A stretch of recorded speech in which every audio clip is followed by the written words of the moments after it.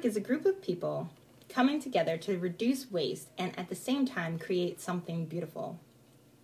GARLiC as a plant is so small and unassuming, and yet if you bring a bunch of garlic cloves together, you can overwhelm the senses and leave a lasting impression. And that's similar to what our organization is trying to do.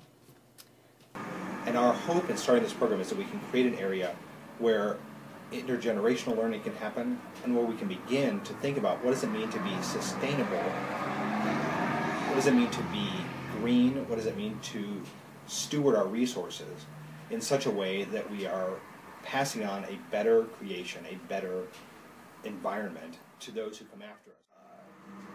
Our approach to recycling, our approach to the way we treat the world around us, the earth around us, has a direct bearing on how we treat people around us.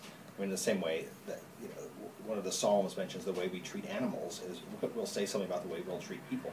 And I think that that can be more broadly understood as the way we treat creation, where we treat the world around us, whether we treat it as something to be exploited or whether we treat it as a gift to be curated and carried forward, says something about the kind of society we live in. I grew up in an ethnically diverse urban neighborhood, and I seem to find myself living in lower income communities quite often.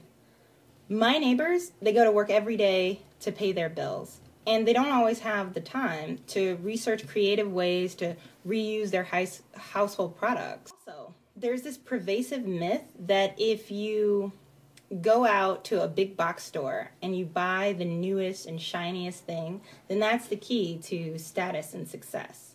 Well, as the saying goes, it ain't necessarily so.